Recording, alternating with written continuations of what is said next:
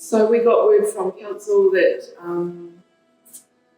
the cyclone was going to hit and there was concerns around stopping breaking its banks. So we'd already opened up the marae a couple of days earlier for anyone in our community just to come in case they felt vulnerable or unsure of what they needed to do. So we had the doors open for that reason. I had a request from New Zealand Police and the Fire Brigade to start evacuating our community in Parirau, anyone that was living on the flats in the township.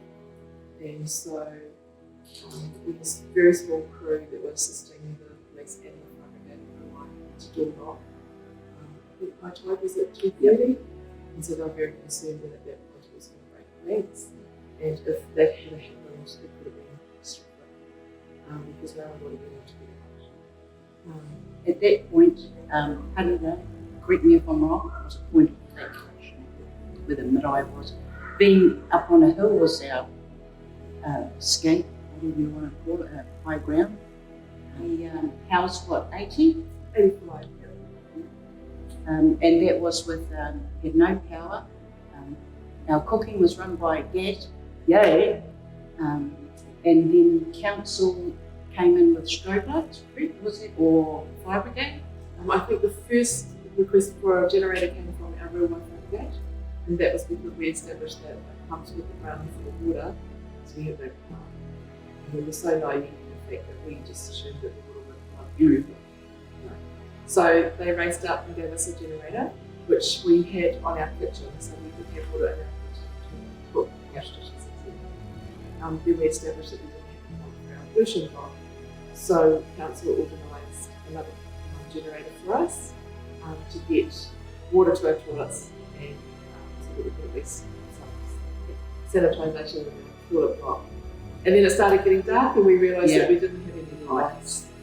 So again, another call to the council, and they brought us another generator and a large single strobe light that we could utilise for that evening. And it was enough light. It was enough light in here. So, and we had tea. We got together to cook.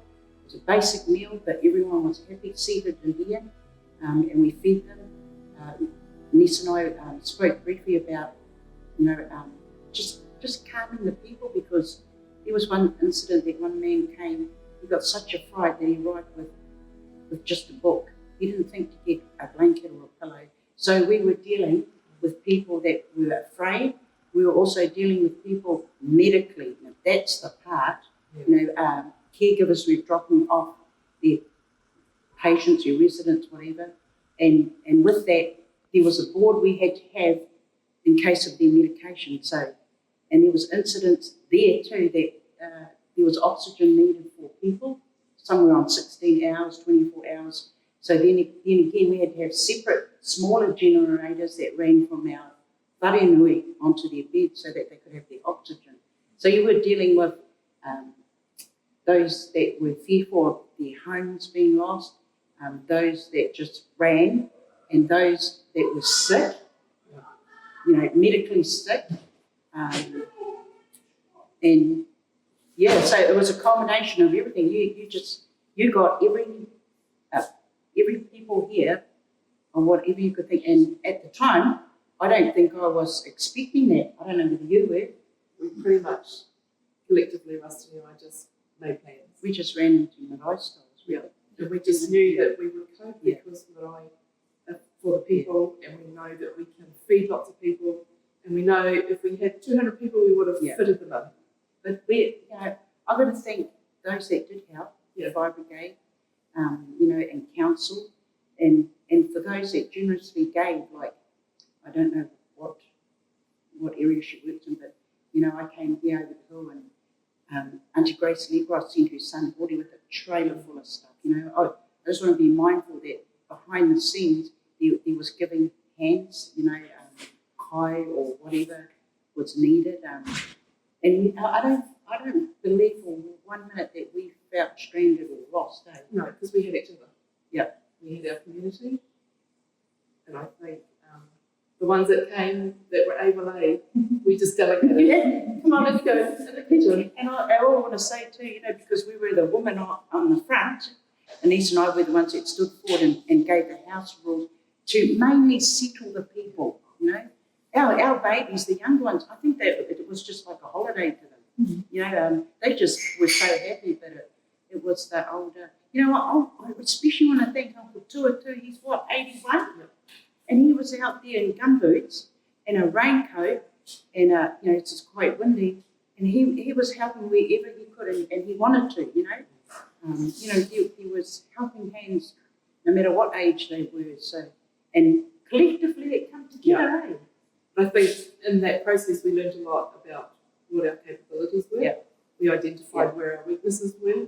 We certainly identified where we needed to improve moving forward so that we're prepared and ready for the next event. Because Civil Defence have made it very clear that we are going to be an evacuation centre in the future. And so we've been very fortunate with funding over the last couple of years to be able to get ready for that. We still have a long way to go, but we are getting there. And we're very, very proud of where we've come from and where we're about to go.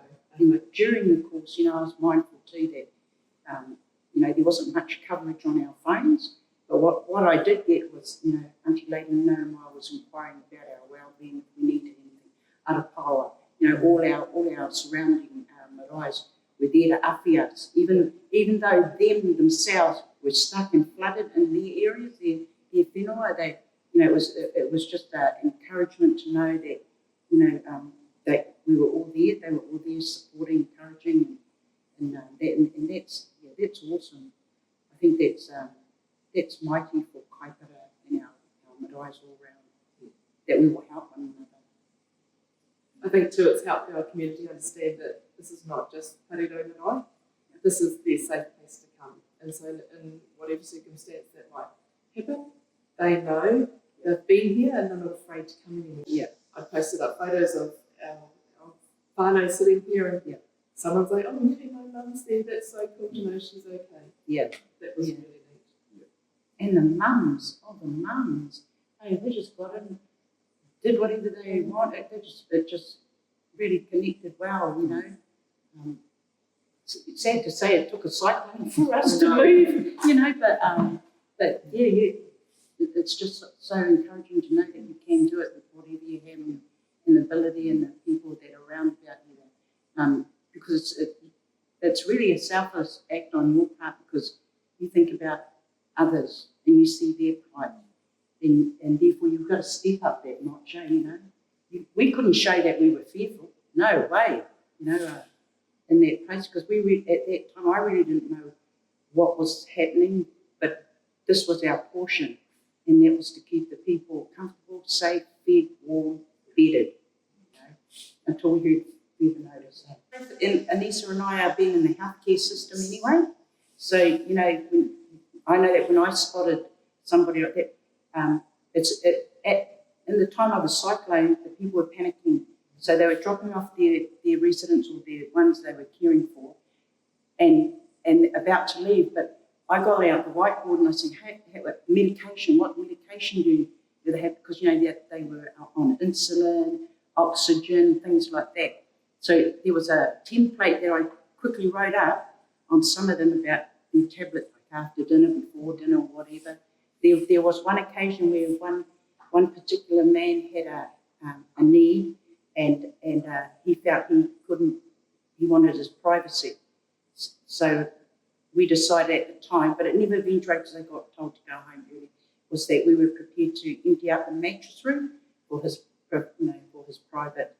And I understood that. But medically, yeah, you've got to, you know, whether you're ready or not, it happens. It happens. But when they do come, I'm hoping the next time, you know, we have to be even equipped with that. Like, no way did we expect extra generators for oxygen, you know. You don't think that one issue was they weren't sure that we had enough petrol in the generator. Yes. For the fuel to be able to make sure that it went through the night. And that lady was dependent on oxygen. Yeah. So that's a big learning curve. So, you know, we had a person that had a partial stroke. You know, we had a person that had was on a catheter and you know, the privacy of having to take care of him, keep him tidy was, you know, that was their number one health safety, you know, things like that. So, like I said before, it wasn't about only making sure that people were safe, fed, but you were dealing with those with medical needs as well. So I think we've got a picture of that now, eh? Solar panels so now. we've got our solar now, which is it's a very large system that means that we are like an island. So when the rest of the grid goes out, we will still function. We've also got a backup generator. Yay! That was in addition to the solar. So if we don't have enough power, the generator is there to make sure that we have adequate power. We've got Starlink that's been funded, so we know now we have a means of communication. Extra water tank. We've got an emergency cabinet with lots of civil defence emergency stuff in it. So we're on a path to becoming very prepared for the next event, but we are still looking for opportunities to make sure that we have everything we need. We've got new mattresses. And it's all the little things that just make it fit so that everyone can be comfortable. I definitely think our vision block was probably something that we need to work on as an eye to be able to ensure that moving forward, we've got the right facilities, especially being able to have a disabled toilet or a room that even they are babies. Babies. But if they do need that care in the showering, it's not everyone can see. It's good to have a private room that's got a toilet and a shower for our less able family would definitely be. And I think that's definitely something we need to consider. But I'm only, in a way, I'm only glad that it was for Father's Day because I didn't know how to do a wind dressing. Do you know what I mean? So those things were in the back of our minds. But what an eye-opener, eh? And after everything was done, what a good lesson that you can ponder on and think, well, this is what we need, this is what we, because at the time it all came together, but there was room for more expanding. I've always spoke about the evolution block and what have you. To go through a disaster like that, those are the things that you now ponder on and think about. Can I just say something about the people? I work at the Ruai 4 Square, and so I had the opportunity to see some of them that were here in that time. And what they asked for was, on behalf of their families, was they really wanted a day here where they could bring their family to see the place that they was kept safe, because some of them, their families had never heard of Parirau Marae, neither did they know where it was. And yet they live locally on farms out here. Yeah. And so it was like, all of a sudden the people have wanted to know more about the facility, bring their families in to say next time a disaster should happen, this is where we're going to be located. So, I just wanted to say that the people out there, it was a great report actually, but they're wanting more, like, actually they really admired this place. I'm not getting prideful or anything, because they want to come back, and show their families, and I think they love being here in a sense. It was a reassurance for them that they actually knew that there was somewhere for them to go, and it had broken down those barriers, and so they know now next time where they've got to go. No one noticed that we didn't have the generator in the toilet to start with. No one didn't know that we couldn't get, because we just held it together for them.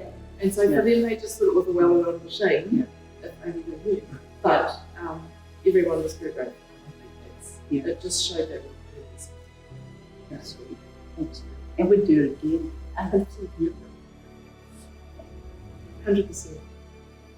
You're welcome to share. No. Helena can cook the pie.